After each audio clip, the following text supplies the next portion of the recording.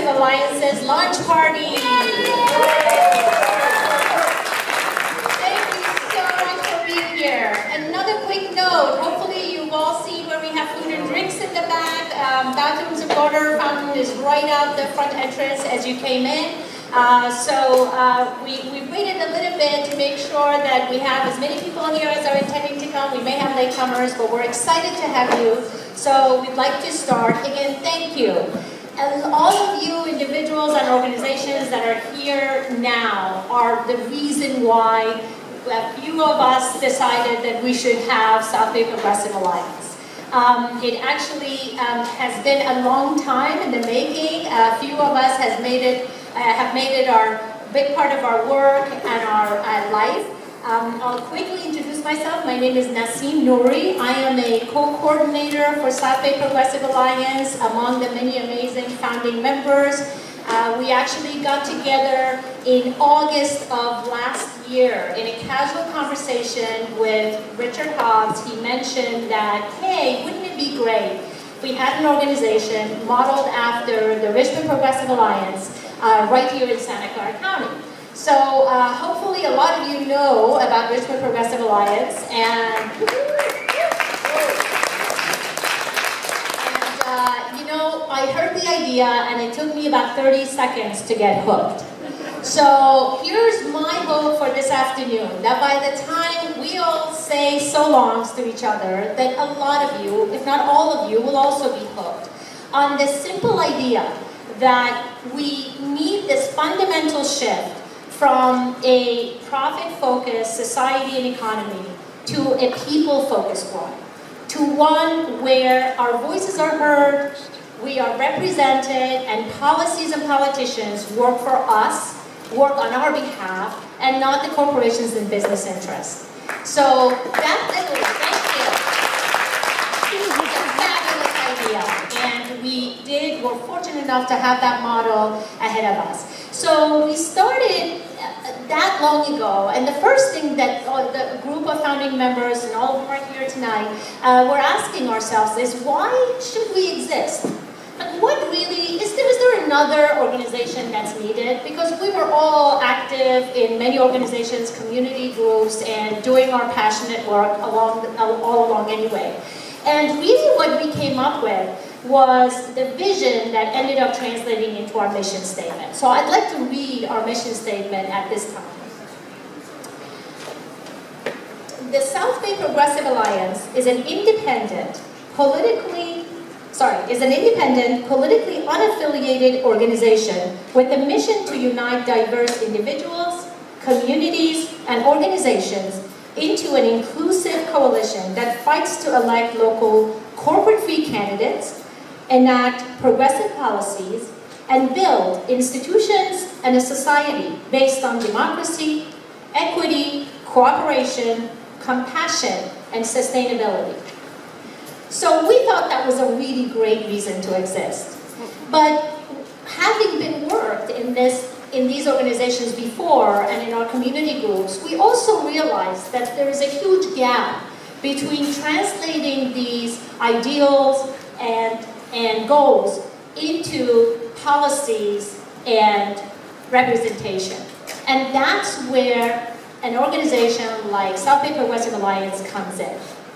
We realize that shift is necessary at a societal level, but we also need to translate those ideals and those platforms into local candidates, policies, city ordinances, anything that translates into large effects into our community's well-being. So we actually also realized that besides being well represented, what we really needed was for our representatives to reflect, mirror their constituency. We want to see the face of our communities in our representatives. And that's why at the core of our mission is also to create leadership, develop new leadership among groups that are typically underrepresented and those groups that actually bear the brunt of policies and simple city ordinances that our representatives pass. This is quite important to us because we believe we need to level the playing field so that regardless of ethnicity, of gender, of sexual orientation, of class, of age, status, opportunity, and physical ability, these communities have to be represented because we are them and they are us. And in a purest sense of a way, we need that reflected in our representatives. I'm going to quickly give you a history, actually, of SBPA. As I said, we met long ago. The idea came about in August of 2016, but many of you know that we, soon after that, put together a progressive election forum. This forum was, we actually started meeting about it. We had meetings in September. We had 2 sessions in San Jose area for the October elections of 2016, and they were on local measures and bills. After that, we kept meeting. We kept building all the building blocks of South Bay Progressive Alliance. We actually approved our bylaws in April. We elected all of our standing committees, and we formed our first action teams that you'll hear about later in May. And since then, we have actually made some endorsement and some announcements as well. We came up with a list of platform issues that we are committed to. And among them are an example of us endorsing the SB 562 Healthy California.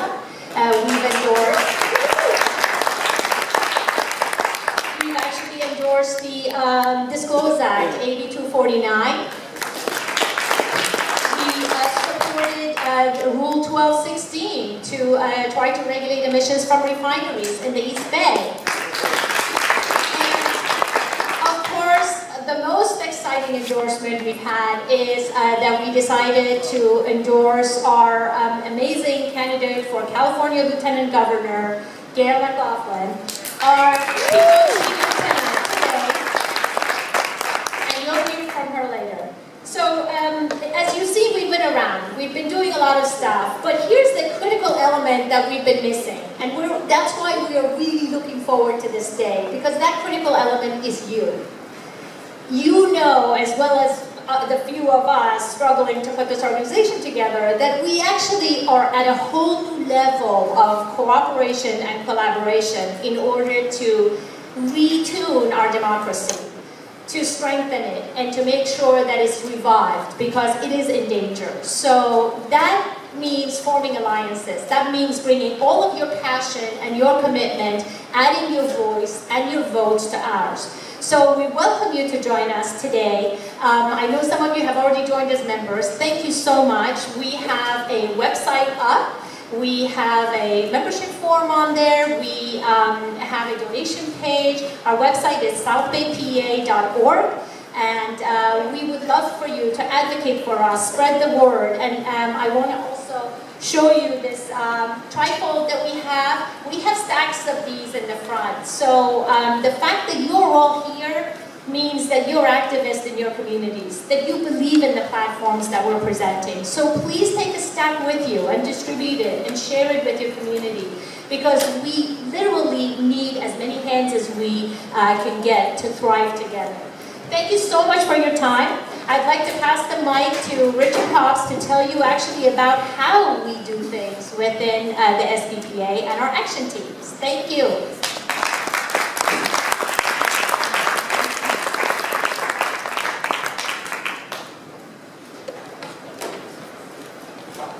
Good afternoon. No more politics as usual in Santa Clara County. Thank you all for coming this afternoon. My name is Richard Hobbs. Right now I'm working as a full-time immigration attorney. My hands are very full. Just this week I met with 4 different people who had visits from ICE in Santa Clara County. So we know that immigrants are under attack, and we need to support immigrants and all people who are suffering from the lack of human rights, which especially undocumented immigrants. There's no other group that lacks human rights more than undocumented immigrants in the United States of America. I did want to give you a brief introduction to our basic unit of research and action. These are called action teams, and I distributed the bylaws of the South Bay Progressive Alliance. It's at section 8, you don't have to read it, but you should know that these action teams are designed to serve as a conduit for taking the kinds of policy and electoral actions that will make a deep change in the politics of the South Bay.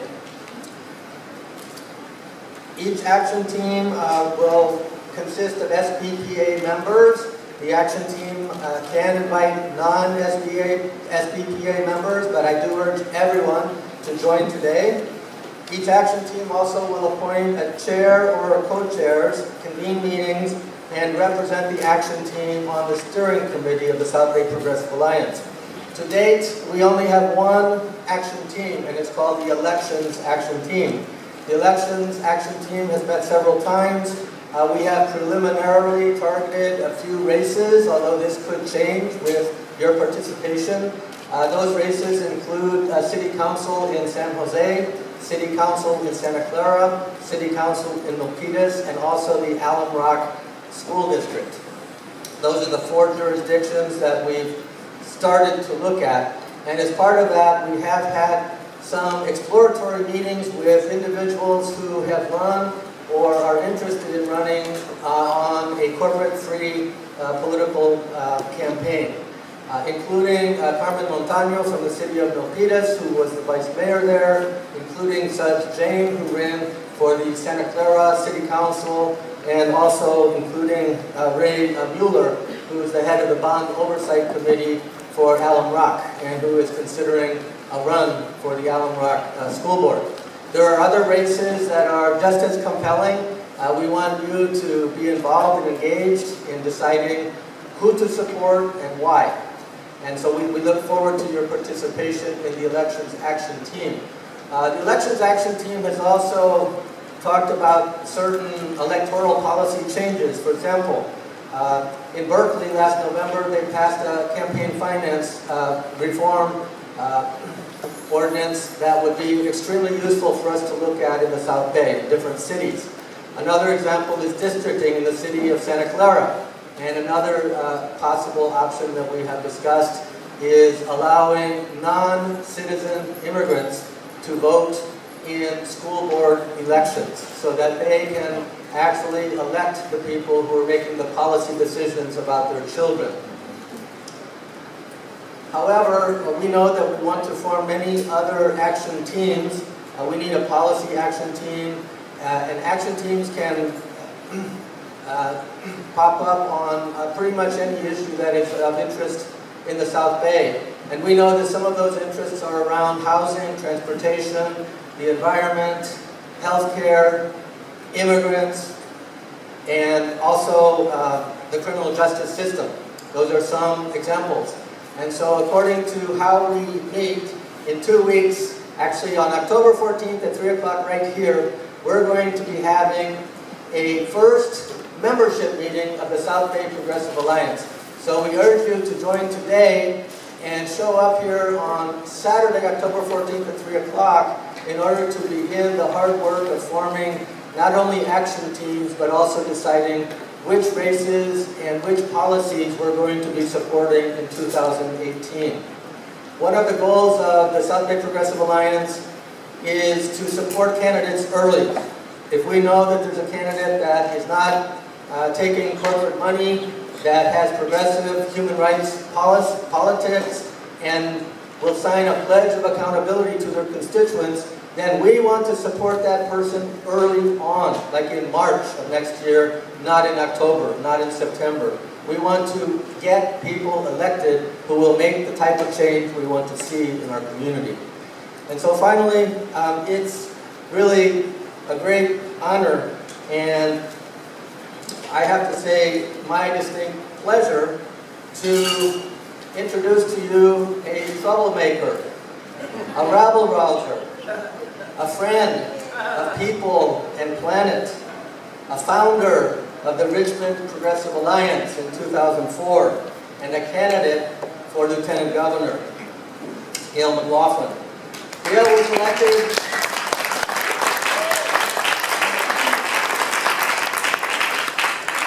elected as mayor of Richmond.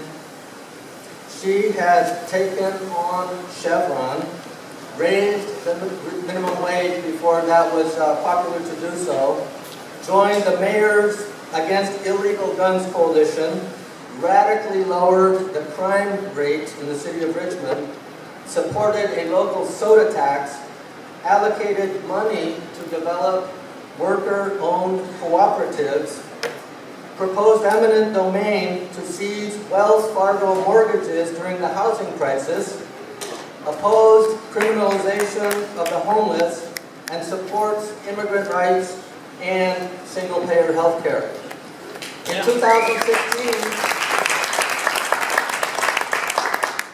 In 2016, Chevron spent $3 million to camp in the small city of Richmond, to campaign against Gayle McLaughlin and the slate of the Richmond Progressive Alliance. $3 million. And Chevron lost all of its money. Because the RPA, not only did the RPA win, but they captured 5 of the 7 seats on the city council, and they are now in control of the city of Richmond. Ladies and gentlemen, please welcome the next Lieutenant Governor of California, Gayle McLaughlin.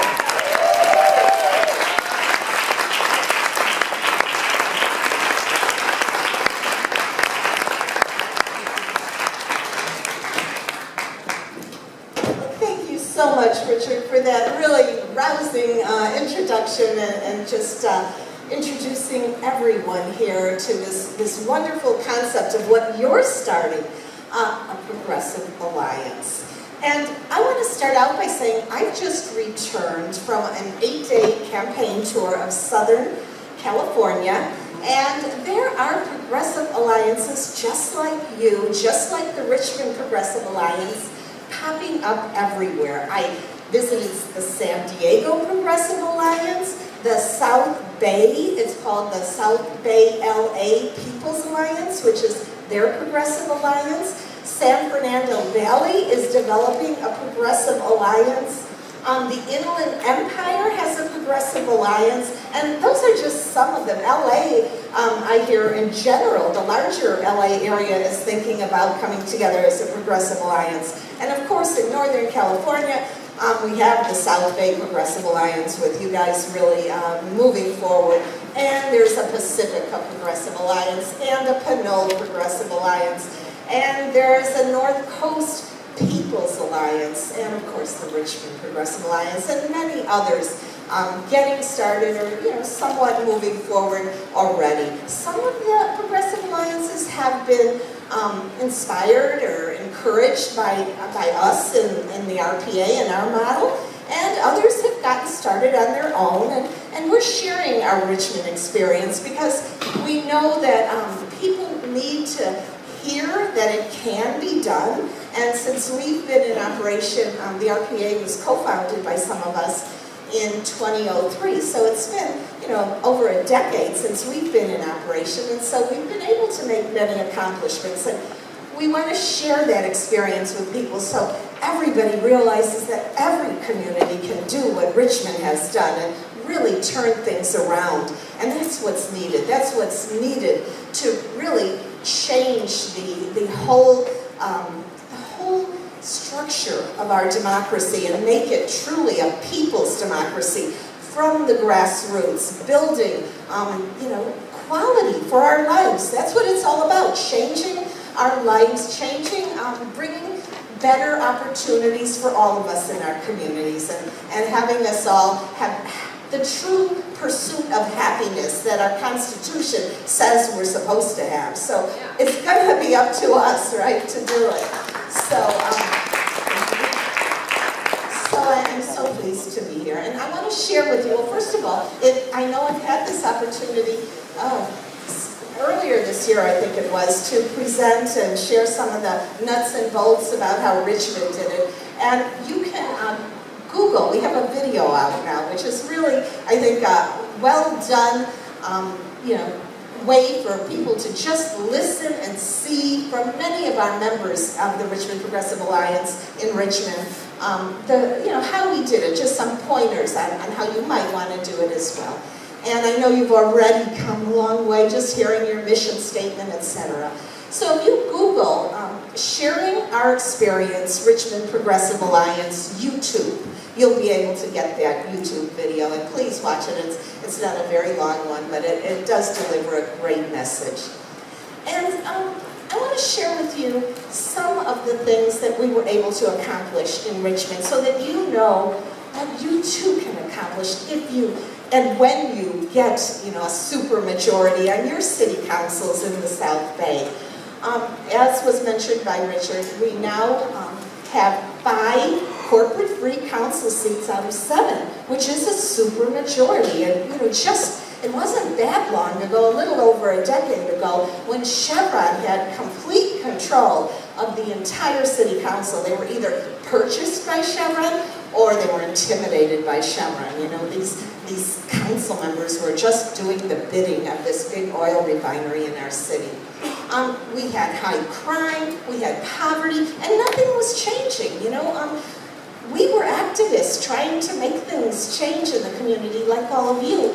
And we had enough. We said enough is enough. We decided to become the leaders we were waiting for, as you are doing today and in this period of time as well. And it's more important today in this catastrophic freefall period with this, whatever we want to call him, this clown, this dangerous clown in the White House that's taking the whole world down with him, along with us in the States.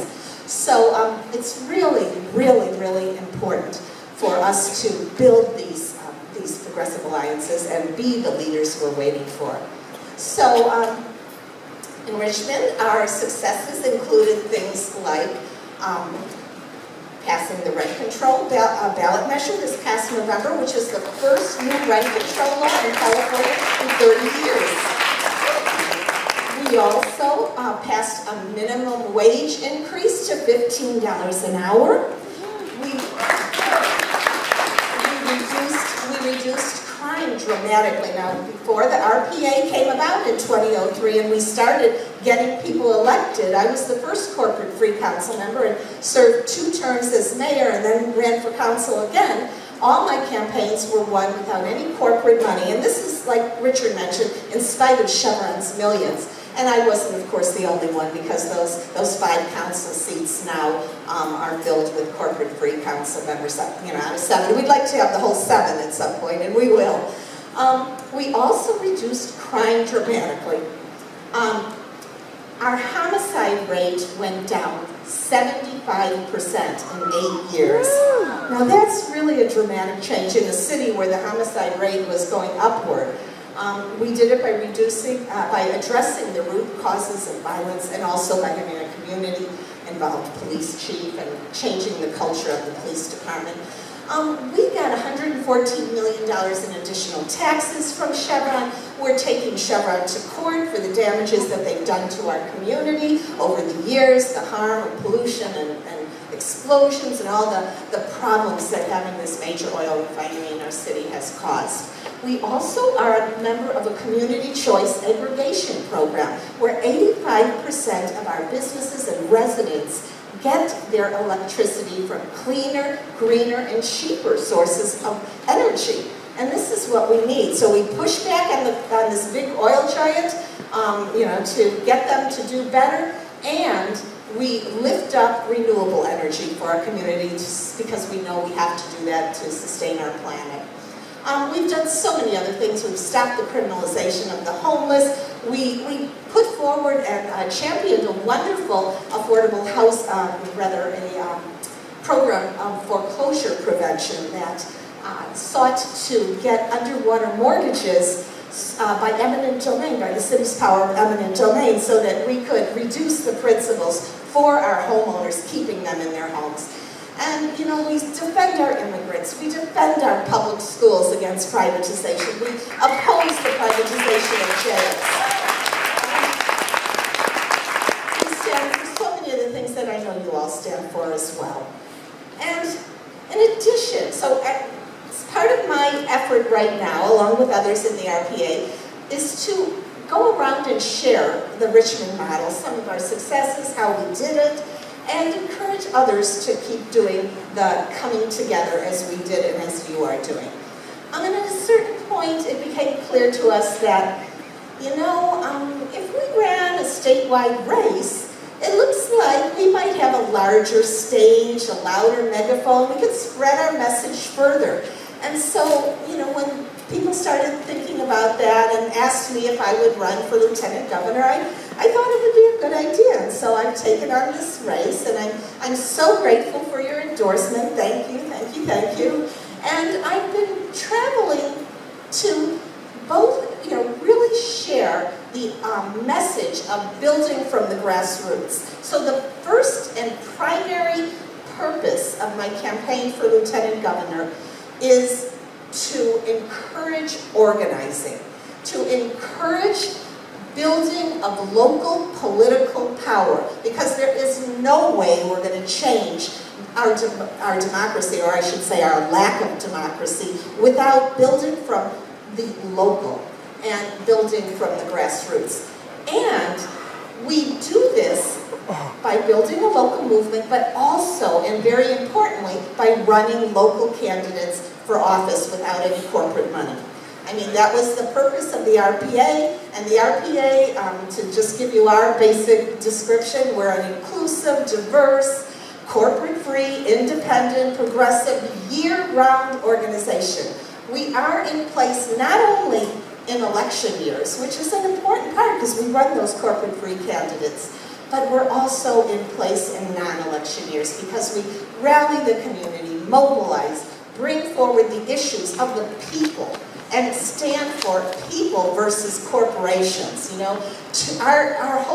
All our cities, our state, our country, our world has this corporate domination that we have to keep fighting. We have to keep explaining to people and educating them, because people understand that things are dire, things are bad, but they always understand that it's the corporations and those elected officials that are funded by the corporations that are the problem.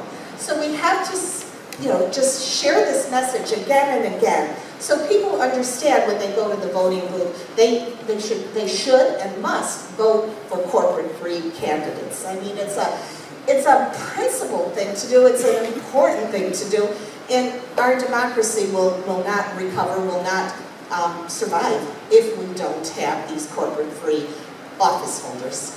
So my candidacy is all about this, and people get it, and people are listening. But we also are quite aware that there are some issues that can't be addressed at a local level. And we need to address these statewide issues like SB 562 and the Healthy California Act, single-payer Medicare for all. And I want to share with you a little example. I marched to a Assembly Speaker's office when I was in LA. This was on another trip a month ago. Because of how he shelved SB 562. He didn't even give it a chance to be on the table, to be in the committee, to discuss it. And so many of us marched to Rendon's office and, called him out and said, I had an opportunity to speak, and I said, this is what happens when you elect corporate-dominated, candidates. Rendon has all the insurance companies and pharmaceutical companies funding his campaign. So, to tie these, connect these dots for people is very important. So they know not to trust anybody just who talks the good talk. You have to walk the walk as well. So I stand for it.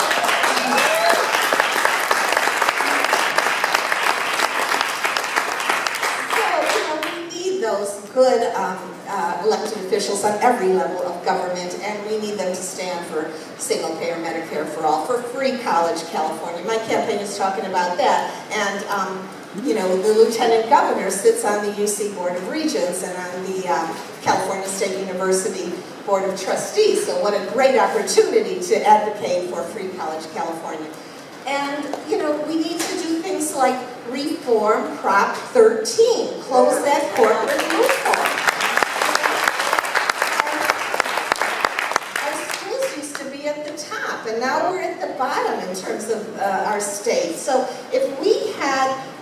the money, $9 billion a year coming in from Prop 13, if we close the corporate loophole, of course, keep it for seniors, for working families, for average homeowners, who, it was supposed to be for only until corporations manipulated the situation. If we close that corporate loophole, we'll have these billions of dollars to make our schools at the top again, as they should be. We need a millionaire's tax. We need an oil severance tax. As long as we have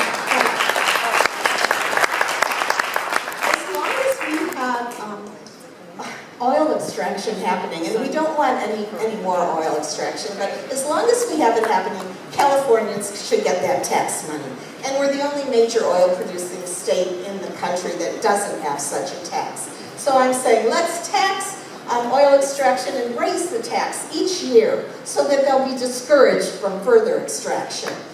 And so we have so many things we can do, and then we can use that tax money to solarize the whole state of California and give rebates to residents.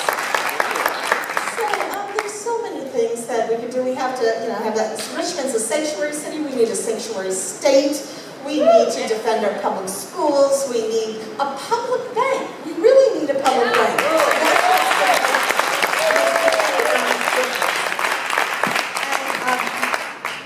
we need to address climate change, for ourselves and for future generations. So I'm just going to end by saying that this campaign, I'm going to reiterate, is an organizing campaign. Its key focus is to really have people understand, getting reelected is something I really, am hoping will happen, because, of course, when I'm elected, I'll keep the organizing effort going. I'm going to, keep going from city to city, encouraging Progressive Alliance building. But it's, the whole thing is more than just one person. Bernie Sanders said it well, it's not about me, it's about us.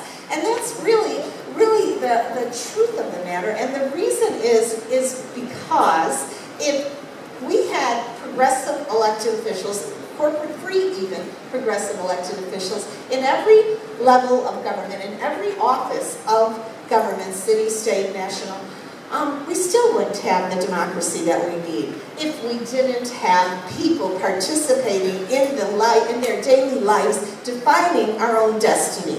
That's what it's going to take. It's going to take all of us to be a part of this democracy. Nobody can afford to stay on the sidelines.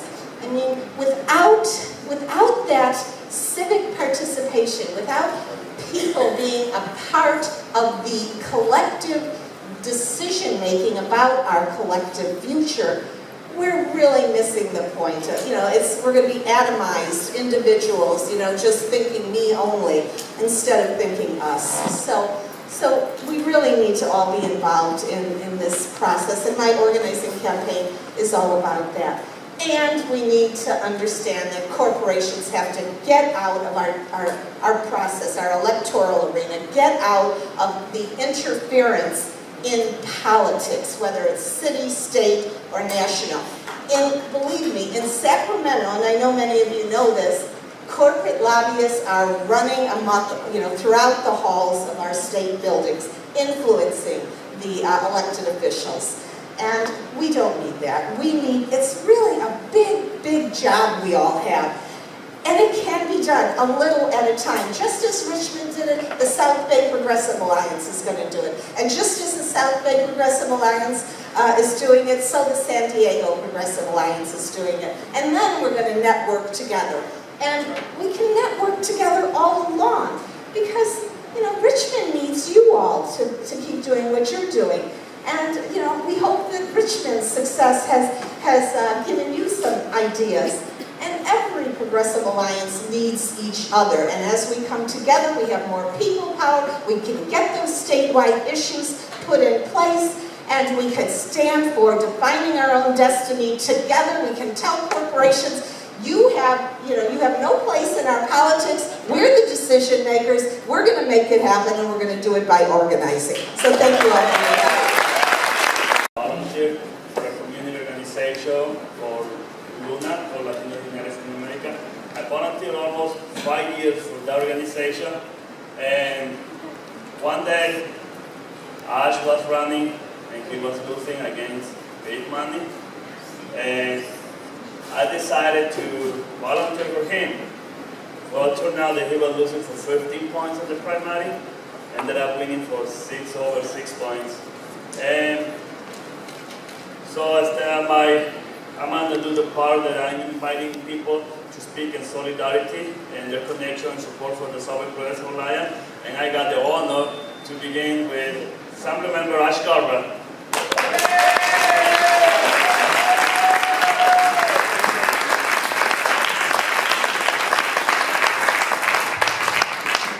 Good afternoon, everyone. Welcome to Assembly District 27. And I'm honored to be the Assembly member for this district. And as Omar said, it happened because people like Omar came together. We came together as a community. As Gayle was talking about, like what happened in Richmond, we did it right here in San Jose. We beat over $6 million of outside money. Came back from 15 points down to win this election. And I'm very proud to say that in Sacramento, when they talk about who the most progressive legislator is, that I'm on the short list of the 2-3 most progressive in the legislature. And I wear that with a badge of honor because I ran as an unapologetic progressive. And because of that, now, in the short time that we've been there, it's me representing all of you, in the short time that we've been there, moments after being elected, I put across the desk 2 bills, AB 20 to divest our pension funds from the Dakota Access Pipeline, and AB 21 to protect all of our undocumented students in higher education. Since then, I've learned a lot about Sacramento, and Gayle talked some about it, about how money has such a powerful impact on the ultimate result of some of the bills that we propose, the bills we try to support. But there are some successes as well. And I got to tell you that I'm so grateful to be up there because some of those successes only made it by 1 or 2 votes. So you know that it does make a difference when you get behind progressive elected officials. When you support progressive candidates, get them in there and know that they can't be bought by those corporate interests and do what's right. 1 bill at a time, 1 vote at a time, 1 issue at a time. I'm proud to be a co-author of SB 562. As well as the California Disclose Act, which I'm very, very happy to see we were able to get that done this year. And we still have more to do in terms of disclosure, but it was a huge victory.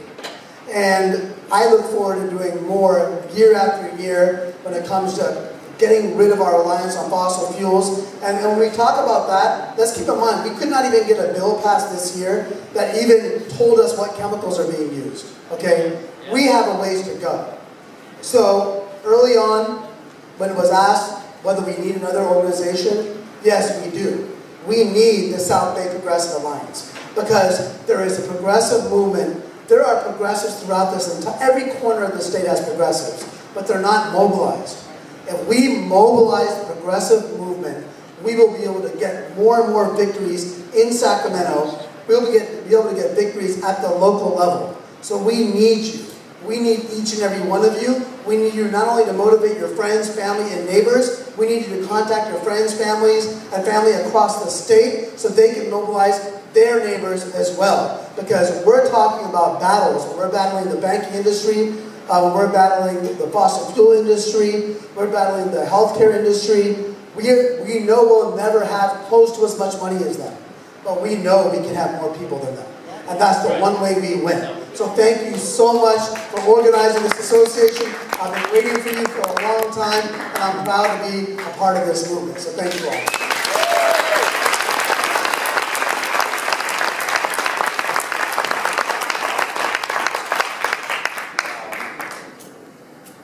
Well, is everybody who I'm going to be calling has 2 minutes? I know before we say 1 minute, but because we have some extra time, I guess we're going to go 2 minutes. So, is here Greg Miller and Alicia Khan from the California Nurses Association.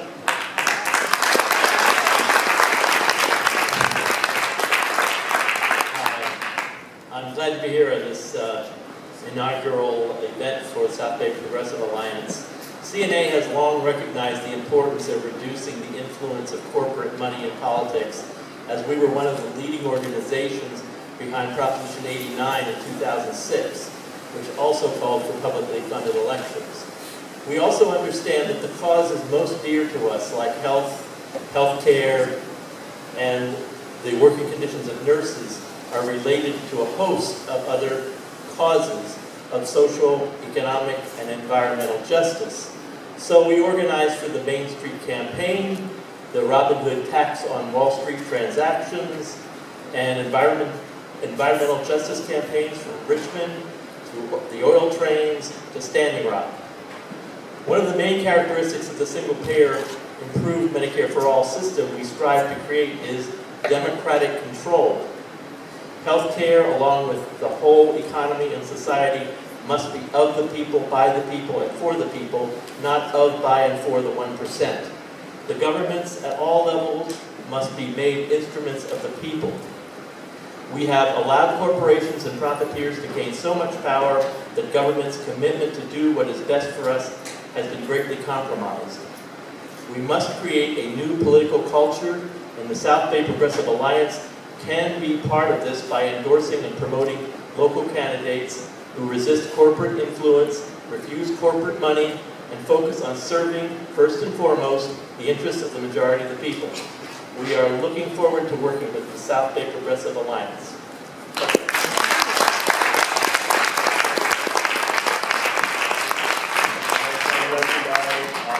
Enrique Arguello from the Junior Local 270.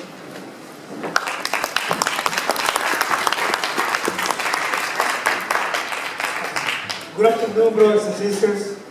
I am the business manager of one of the most progressive labels over here in California. I represent Local 270 Labels Union. We have in Santa Clara County a little over 6,000 members in our local. And I strongly believe in the Progressive Alliance. That's the only way that we can move the agenda in the right directions. For example, I gotta tell you that our workers, they make $30 per hour plus $23 fringe benefits. It's a total of $53. But even with that, they live check by check. They cannot afford living over here in San Jose. I just talked to a friend last week who brought his family. He's been a laborer for the last 20 years. He brought his family from Mexico. And he has 3 kids, so I asked him, hey, so where do you live? He said, I'm renting a house, a 3-bedroom house over here in San Jose. And I asked him, how much you pay? I pay $3,000. So he take home, working in a union with a decent wages, taking home $20 clean. After deduction, he takes $900 a week. Times 4 is $3,600.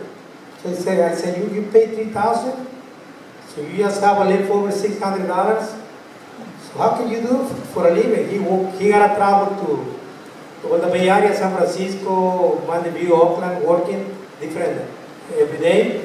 So how can you do that? I said, I don't know how to do it, but I got to work overtime. So this is an example that the working class over here is being forgotten.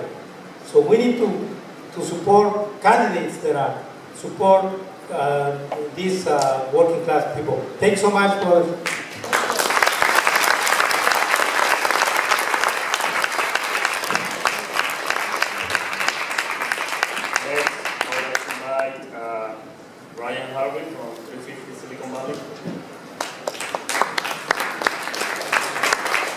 Good afternoon. I am so excited to see so many people here today. I'm pleased to see so many familiar faces and make some new friends as well.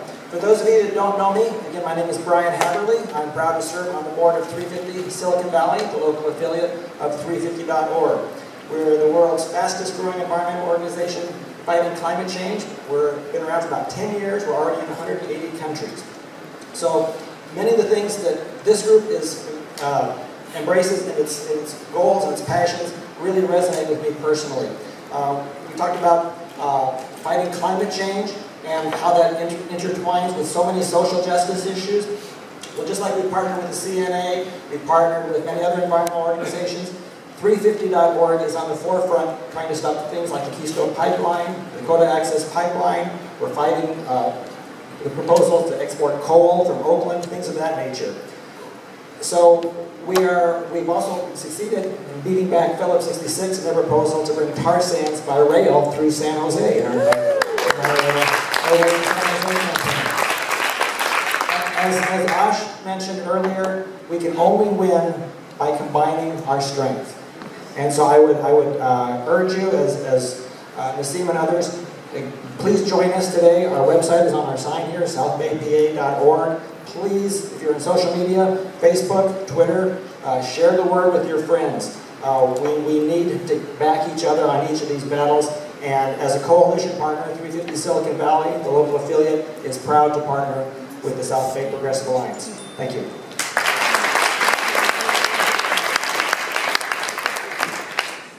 Next, I would like to invite Catherine Berg from Santa Clara County Single Payer Health Club.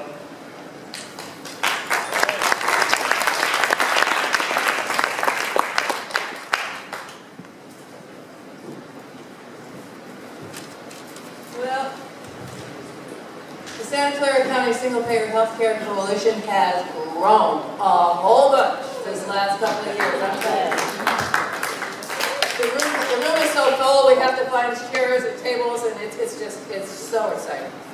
And a lot of those folks are here, and some people have told me that they have just never organized before, they've never organized visits before, and I mean, this grassroots movement is really growing, and I'm, you know, all right, and we're very happy to officially join the South Bay Progressive Alliance. We have to promote a progressive vision of what we, the people, need. Instead of having to constantly play defense against the corporate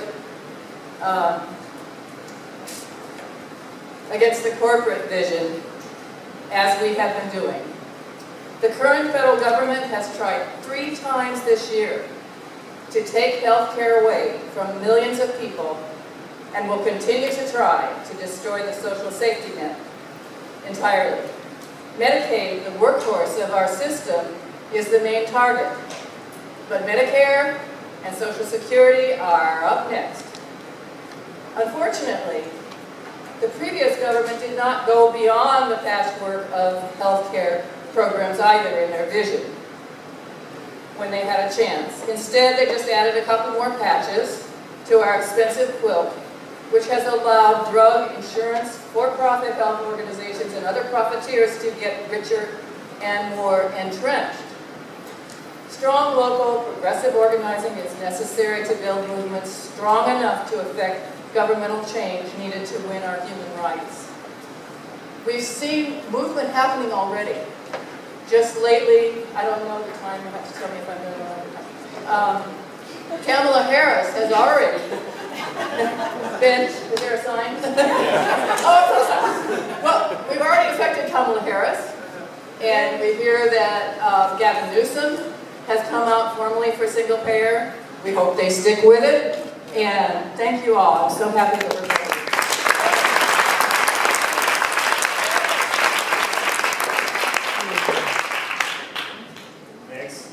I'd like to invite Christine Pepe from the Green Party of Santa Clara.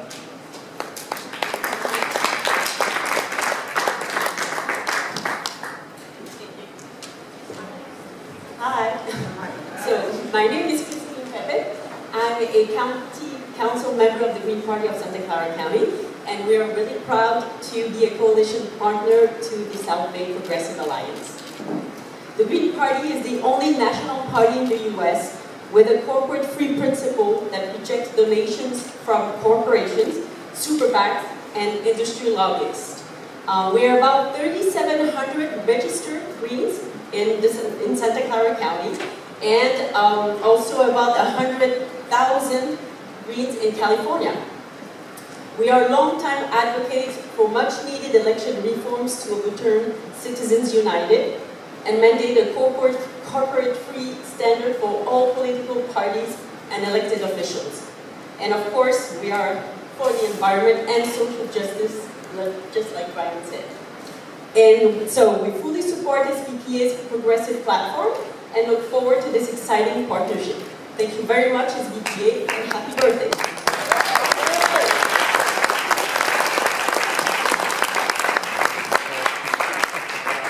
I would like to ask if anybody here from Silicon Valley faces. Shake. Okay. We have more, but before we continue, I would like to invite my friend Baby. She has something to say.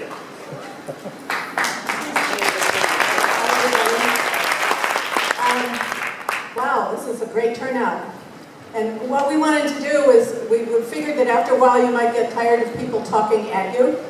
So we would like to have you talk to each other at your table. We want you to get to know the people at your table. You may already know them, but if you don't, introduce yourself and tell them what your issues and interests are. And also, we would like you to, at this time, fill out the questionnaire that we gave you. It was in every packet that we gave out. Take it out. I put pencils on the table. So, even though it's going to be hard to read the pencils later now that I think about it. So, first, the first part of it is to check the boxes. Okay, so you have some choices to make, because I know I would like to check all of them, but you can't. You have to pick and choose the 5 that are most important to you, that you think are most important for the South Bay Political Alliance. Progressive Alliance, excuse me. If you don't have them, we have some more up there. Also, a little further down on the questionnaire are some open-ended questions. And we would really like for you to give some thought to those questions and answer those honestly and with, like I said, with some thought about what you would like the Alliance to be doing. And you as the Alliance, because you are the Alliance. And the third thing is, if you feel comfortable doing so, give us your name. Because that way, when things come up affecting the things that you have expressed an interest in, then we know who to contact. So we're going to take 10 or 15 minutes to do that, and then we'll be back with more solidarity speeches. So she has she's speaking for the Silicon Valley Faces. Gayle McLaughlin.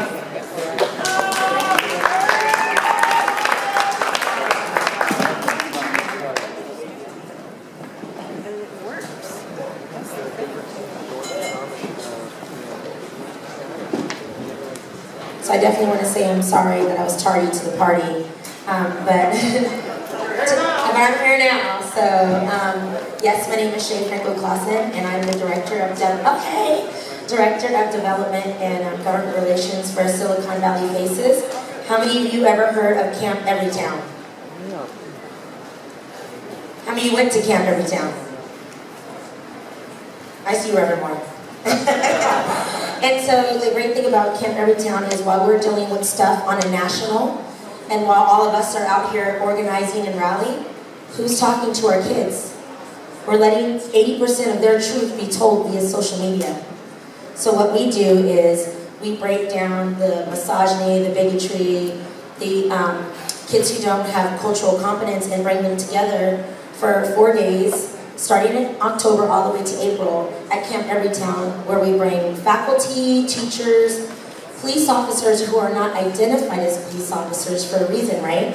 When we have this stigma with police officers and kids, the first thing they want to scream is, certain things against police officers. Well, I'm married to an officer, so I sit on both sides of being policed and then understanding the law. And I understand that we have a major disconnect that We need to teach this younger generation on how to work with them so that we can move forward, but keep them woke, right? We need them to stay woke.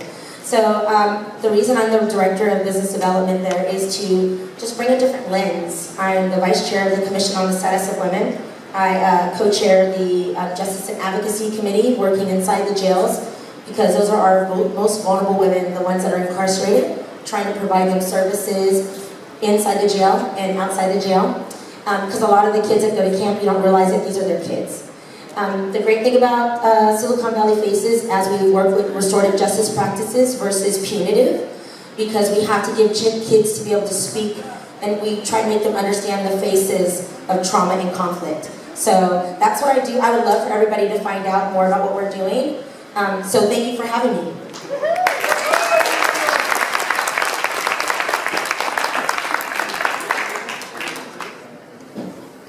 Now I want to invite here a friend of mine. He's the president of the Human Agenda, long-term activist, Cesar Juarez.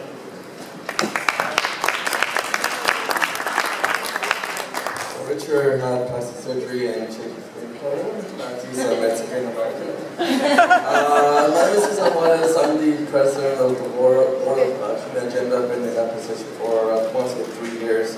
And I'm also a high school teacher. As the Board of Human Agenda, we're proud to be one of the founding organizations that have had a couple of very active members since the foundation of the Progressive Alliance. Just a quick overview of Human Agenda. We were created in 2002 as a human rights organization, and for many years we were very educative and providing information to our community, and it wasn't until maybe 4 or 5 years ago when we decided, we could provide so much knowledge to the community, but we are not involved in practice, we're just involved in theory. There's no real change could happen, and so we started to get involved in cooperatives and teaching people about cooperatives. We've taken people to emulation tours to Montalbán, Spain, to learn about the cooperatives, and to Cuba a couple of times to learn about the great things that are happening there. And so the Progressive Alliance is totally aligned to Human Agenda's values. We call them our DEX values, which is democracy, equality, cooperation, kindness, and sustainability, which is very connected, which is pretty much similar to the South Bay Progressive Alliance. We're proud to be part of this organization. We're proud to have our board members and our members to be part of this organization, and we're definitely going to be there in the fight to help out as much as possible in this much needed process. Thank you.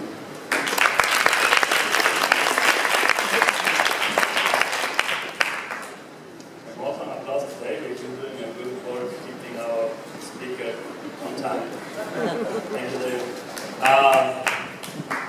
Next, I would like to invite Maria Rodriguez, and she is representing the Low Income Self-Help Center. Have you been to Montalbán?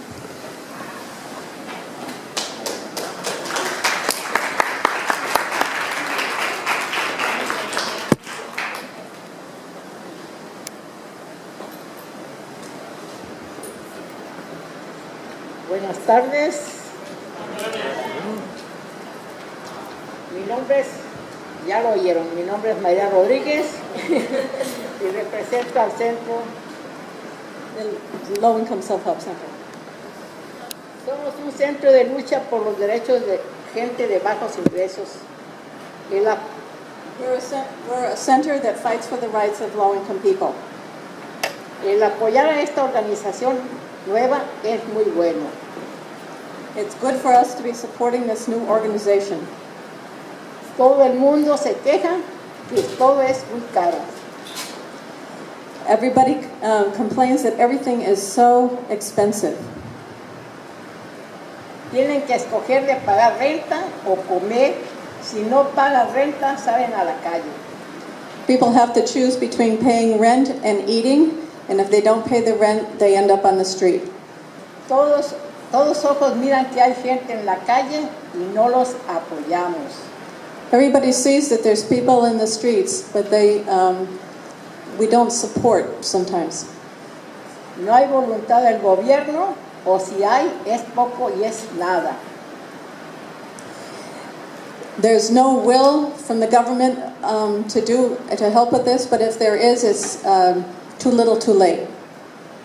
Entre más gente apoya la lucha de las necesidades, la unidad es la fuerza. With more people supporting the struggle for necessities, unity is strength. Muchas gracias.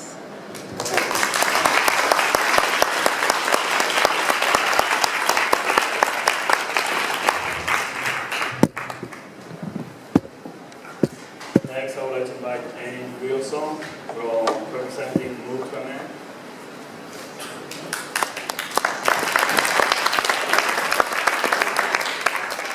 Hello, I'm Ann Wilson, and I am the affiliate lead along with Judith Wells Walberg, who's sitting down with me at the table, for the Santa Clara County Move to Amend. And I have to say, I would like to acknowledge Richard Hobbs, who's my mentor, who ran the affiliate for 5 years before we took it over. Thank you very much for that. Move to Amend is a national organization, and their objective is to pass a 28th Amendment that clarifies to the Supreme Court and all of in our Constitution that corporations are not people, and they do not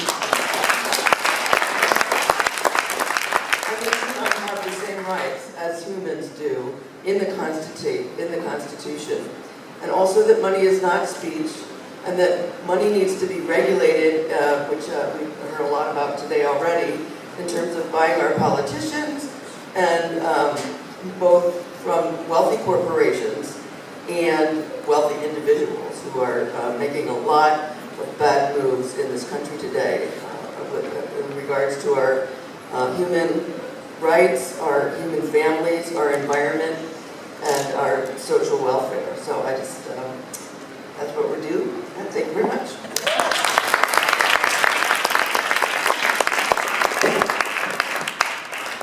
Next, I would like to invite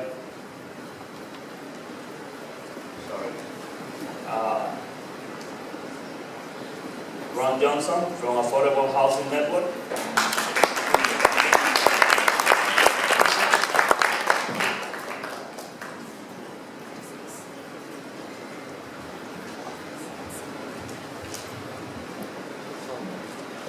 Ron Johnson from the Affordable Housing Network.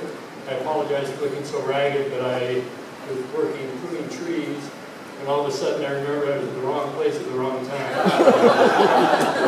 ran down here. I've been working with the Affordable Housing Network since it was founded in 1987. I started working on the project on the issue of affordable housing in 1983. I was feeling boastful a while ago and was telling a new contact that I met that I've been working, my people I'm working with, my friends, have been working on these issues for 30 years, more than 30 years. And he, with a slight smile on his face, says, I guess you haven't been doing a very good job.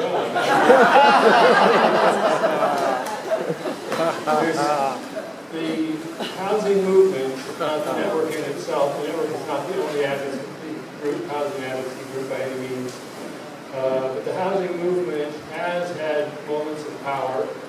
We gave Mayor McHenry his first loss when we demanded the creation of the housing department.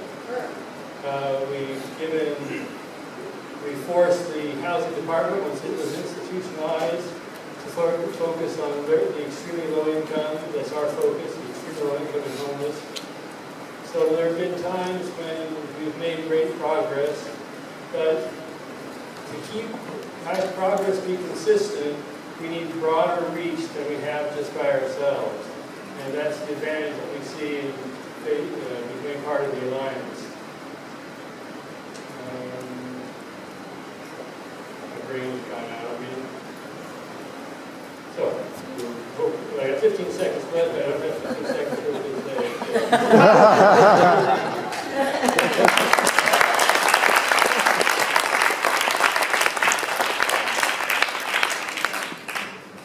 Next, I would like to invite Derek Rusty.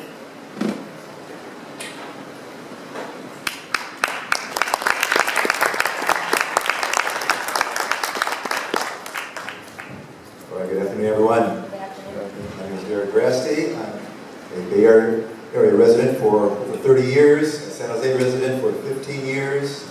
I'm a member of several groups and organizations, including the NAACP, the 100 Black Men of Silicon Valley, District 8 Roundtable, the Rasa Roundtable, President of the Government Member Homeowners Association and Mutual Water Company, and I recently completed 6 years on the East Side Union High School District Bond Oversight Committee. I certainly support the SBPA on all of their objectives and goals and so forth. My top five, my personal top five, fair and democratic elections, I think that's very important, racial and ethnic equality, clean and healthy environment, gender equality, and quality public education. The last one is very near and dear to me as an educator and writer. I do believe that our kids can get their future through education. And we're still talking about equality in education. 60-odd years after Brown v. Board of Education, we're still talking about opportunity gaps, affirmative action, equality in the workplace. And so through quality education, I want to see our kids in San Jose and in surrounding areas get these Silicon Valley jobs and be represented with diversity. And that needs to happen, as well as gender equity as well. Clean and quality environment. We certainly don't want to have happen in Flint what happened here. And we recently had floods in San Jose. We certainly need to have clean water, clean air, and do all that we can to make that happen. My time is up. Thank you very much.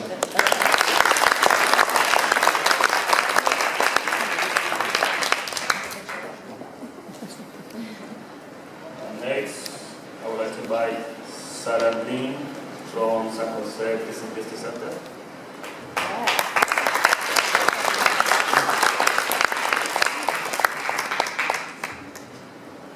Well, the San Jose Peace and Justice Center just celebrated its 60th birthday.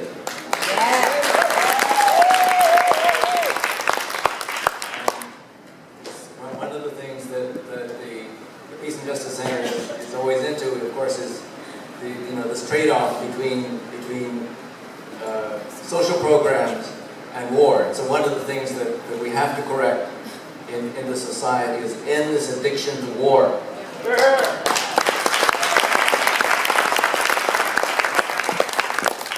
That is sucking up so much resources. We're talking about almost $1 trillion every year going to the war machine that could go to social services, could go to healthcare, could go to education, could go to affordable housing, you name it. So the other thing I want to bring up today is that why this is so important and why the San Jose Peace and Justice Center supports the South Bay Progressive Alliance. And that's because democracy begins at the lowest level. We start at the grassroots, and if you go to any society in the world that holds elections, you'll find that democracy is most viable at the local level. So that's where we have to fix our system, get the money out of politics, get the corporations out of our elections, and democratize our local elections. And once we do that, we can go on to the next level. We can go on to the state and then the federal level. Finally, I just wanted to say that, what is the role of a non-profit organization like the San Jose Peace and Justice Center? And that is that we cannot support candidates directly, but we can support this principle. We can support this principle that of bringing democracy back to the people by getting money out of politics.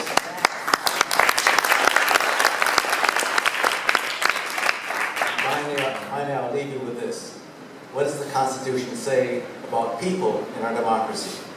Everything. What does it say about money? Nothing. What does it say about corporations?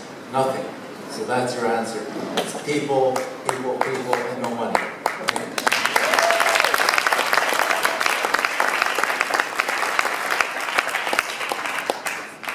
Good.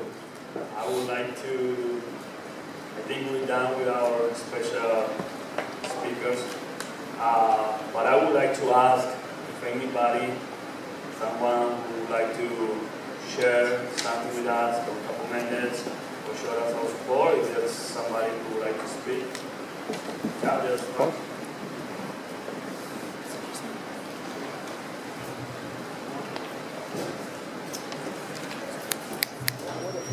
Hi, thank you very much. I'm really honored to be here. My name is Michael Goldman. I'm on the Sunnyvale City Council. And I got there fighting corporate money. My opponent got 6 times more money than I had. And you can do it, but you need to try. You can't give up. You've got to keep trying. The city councils have a lot of power. You can influence them a lot more easily than you can the state. Just go down there. There's always a public comment section or something, and just tell them what you want. In Sunnyvale, I know that 1,000 people watch or stream the Sunnyvale City Council meetings. You magnify your voice. Take the norm and move it to the left. The Progressive Party is winning, but it's not marching into Berlin, it's landing on Normandy. So keep up the fight and never surrender. Thank you.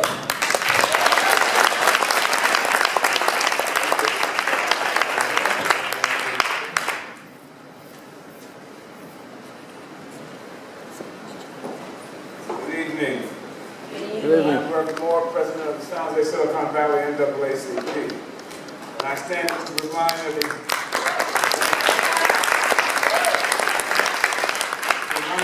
that the end of democracy and the defeat of the American Revolution and what we fought for will all happen if institutions continue to take over the argument of freedom of speech. We must stand up against that. I can say the San Jose Silicon Valley supports all 12 points on the platform for this new group that we're forming here.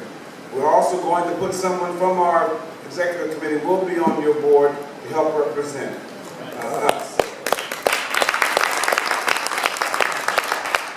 We want to make sure that we also stand against war. America currently has 9 different wars going on, none approved by Congress. We must stop the drones attacks on people, killing innocent folks. And corporations are not people. People die, corporations seem to live on forever. So we support the start, the foundation of this, the birthday, and we'll do everything we can. We'll back it up with action and in support. However, you'll call on us, we'll be there. Again, thank you, and we'll be here for you.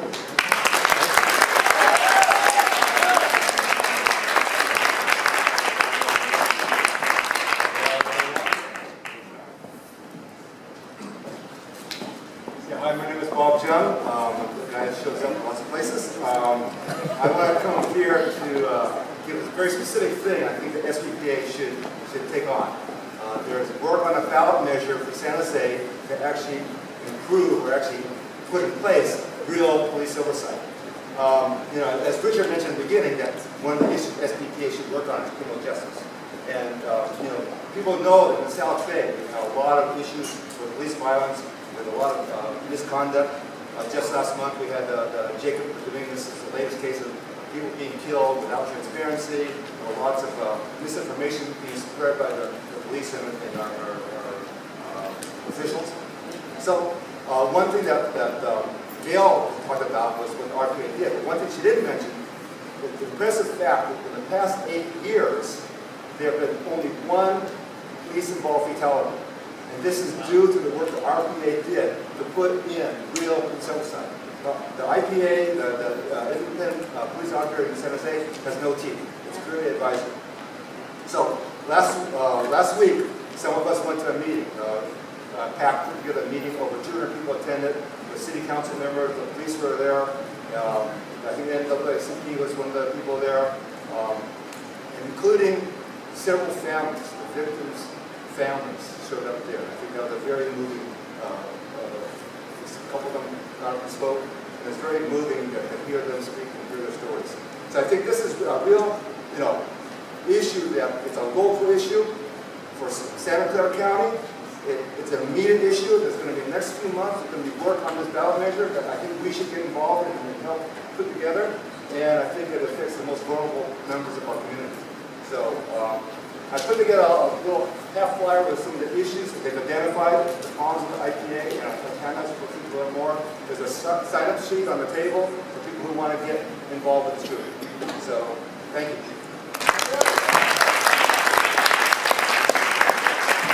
We have the last one.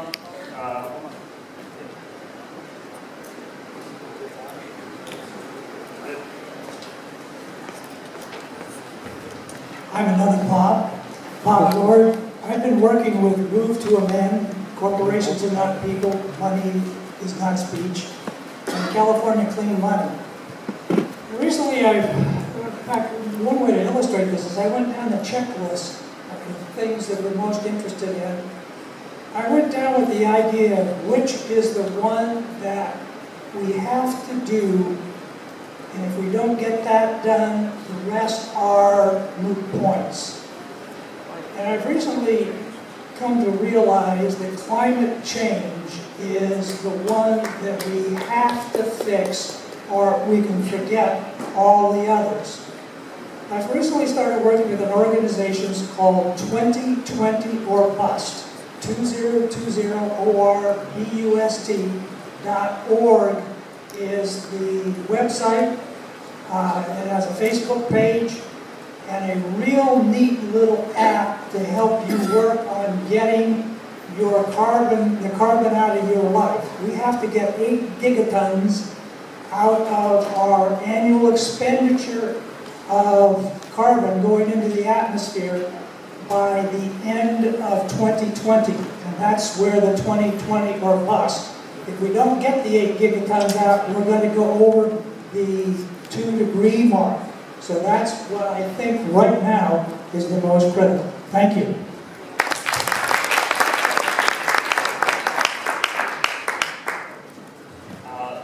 Yeah, we have one more. Unfortunately, we can't.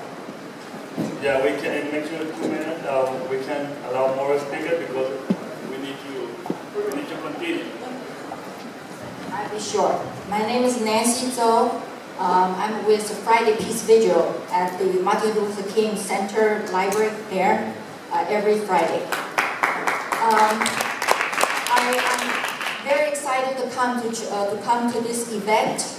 I filled out the form, and when I see the checklist, there's one thing, very important thing missing. I want to call your attention, which is war and peace. A few people talked about that earlier. And I think we are all talking about money. We need money for people, right? Yeah. And the war drained our money tremendously. We have to stop the wars, so we have to do that. That's not a long other side's issue. It's our local issue as well. And also, we have our president, right? His finger is right on the button of nuclear war. So believe me, I mean, he is taunting that in North Korea and Iran, etc. So we have to be very, very vigilant about stopping any war from happening.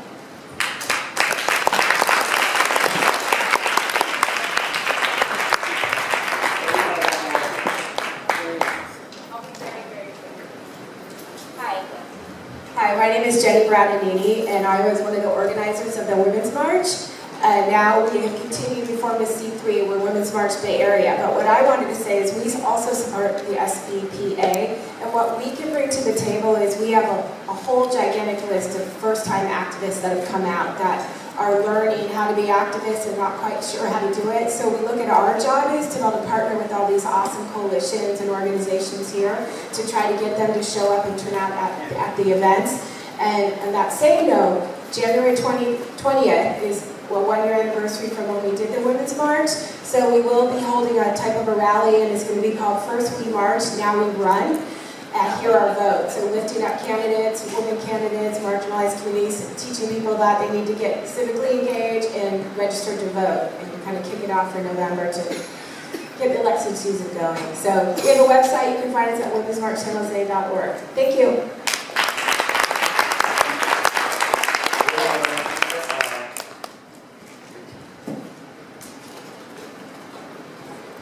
Hi there, Mike. My name is Mike Gonzalez. I'm with the Green Party in Santa Clara County. Right now, we are involved in divestment for a couple of different cities, and we're trying to expand to more. Right now, we've been involved in Palo Alto and in Sunnyvale. Some people in this room have been involved in those actions. However, I want to talk specifically about Sunnyvale. On October 3rd, we're going to be at the City Council to ask them about legislation that they're asking for. In the past, we had got them to commit to a legislative advocacy position, And on the 3rd, they're going to introduce that legislation. We don't believe that legislation is strong enough at this time. They are saying that they want to, for lack of, I don't know the specific term they use, but it's like recommend to not invest in fossil fuels. We want a stronger term with some teeth that say to prohibit investment in fossil fuels. So if anybody wants to join that effort, again, we have those efforts in Palo Alto and in Sunnyvale, and on Sunnyvale we're going to be there on October 3rd. Just contact me. Christine is also involved in that. You can talk to her and also listen. Okay? My name is Mike Gonzalez, just if you want to come and ask me about it. Thank you.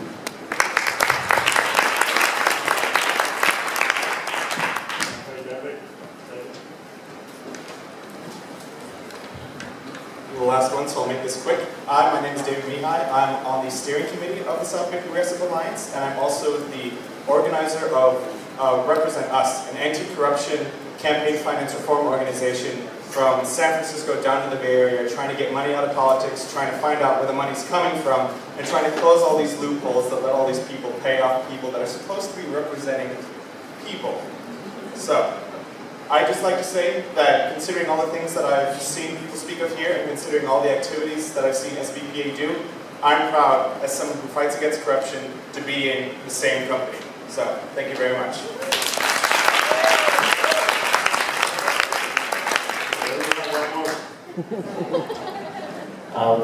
I just want to let you know that we have the opportunity on Saturday, Sunday, October 14th and 15th. That's 2 weeks from now. We're going to have a weekend of action to generate pressure on assembly members to move SB 562, allow it to move forward, and just general pressure to get them to support it. So see me if you're interested in working on that. It's that weekend. We're going to be knocking on people's doors and doing other canvassing. Thank you.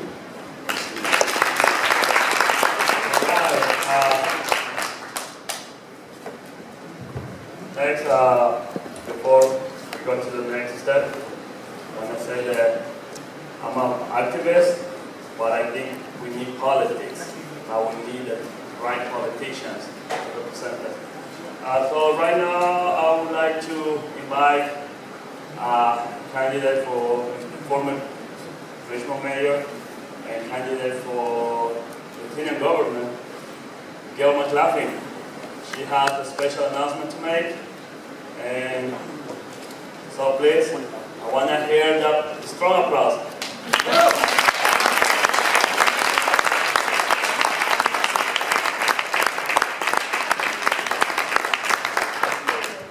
So I am delighted to be up here again, and I just want to echo some of the other people's comments before I share with you a really important message, and that I hope you will all, dig deep to do your part in regard to. So, when our table talked, each of us discussed at our tables the various issues, and I know Nancy came up here from Peace Vigil, I think was the organization.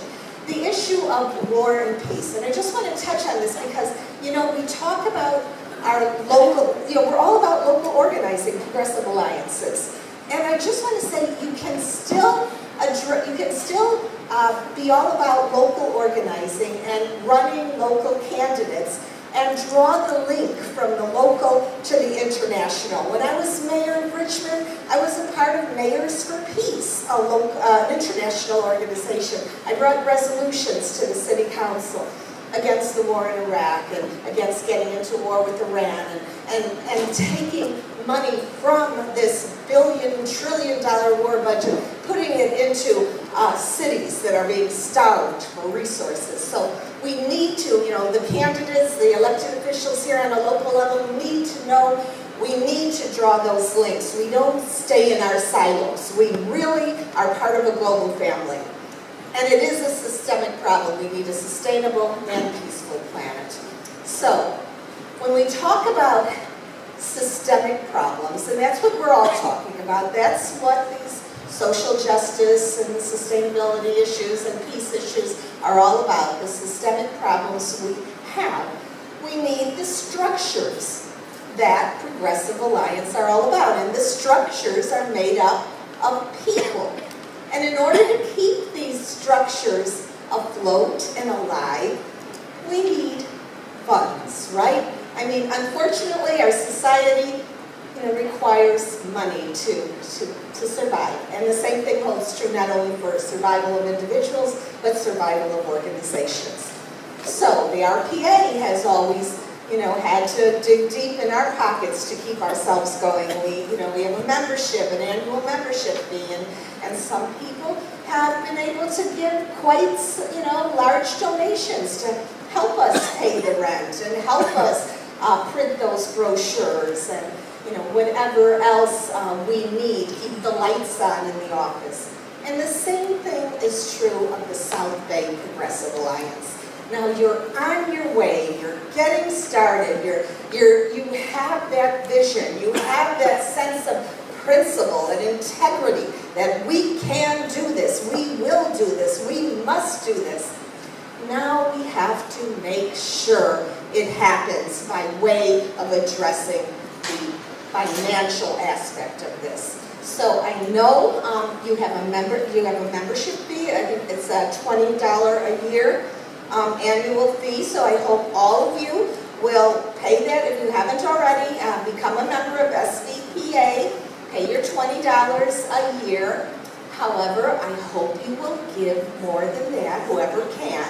We really need people to dig deep because, you can't take it with you, right? Some people can give more than others. And if you can, please give everything you can.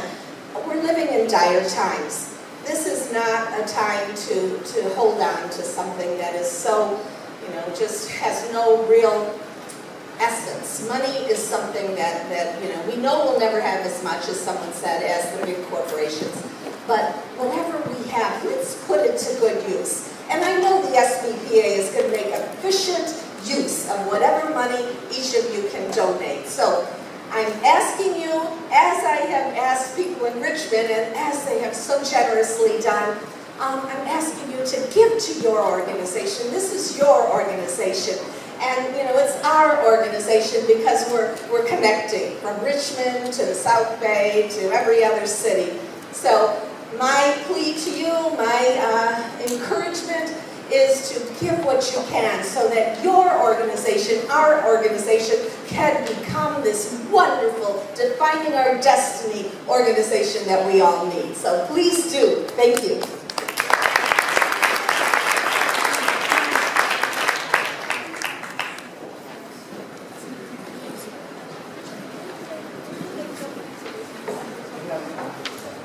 So we're almost done. Somehow our open mic was added on to the end of the solidarity messages. So we got a lot of solidarity. Let's hear it for us. So I just wanted to mention that the South Bay Progressive Alliance is a membership organization. There's no staff, and the membership holds the power. And there will be, one of the notices in your packet had a notice about our first membership meeting, okay? And that is going to be on October 14th. That's a Saturday. Don't get it confused with today, which is a Sunday, okay? It's October 14th at 3 p.m. in this very place on the Saturday. So what we're going to be doing at that time, by the way, our full membership meetings are going to be quarterly. So we will be, let's see, you can join us to form action teams. We'll be reviewing the structure and the bylaws. We'll have the results of our survey. And we'll be talking about the issues that we're going to be forming action teams to carry out. So I wanted to encourage everyone. First of all, I wanted to encourage you. That is a membership meeting, so to come to that meeting, you have to be a member. And there's more than one way of being a member. You can fill out the form that you have in your packet, And you can attach it, you can give a check or a $20 bill in that form. And we also have online ability to pay for that and sign up for membership that way. So we're going to we kind of mushed together our request for contributions and our request for membership. So we're going to be circulating with cans. One of them is for donations, and another one is for membership. And that membership should accompany, your membership form should accompany any money that goes into that can, okay? And I'm just trying to think here, is there any other, you have a question? Oh, Also, please turn in your surveys. We'd like to know. Oh, yes. Okay, Roxana is reminding me about the surveys. If you haven't yet turned in a survey, you can give it to her. She's the one in that really neat hat there. So, I don't know, are there any other closing words from any members of our steering committee? I was scheduled to close, but I guess that's what I'm doing. So, you're welcome to stay a few minutes. Fill out your surveys, fill out your membership forms, give us money, all of those things. Stick around and do that, and we hope to see you here in 2 weeks from yesterday, Saturday, October 14th. Thank you, everybody.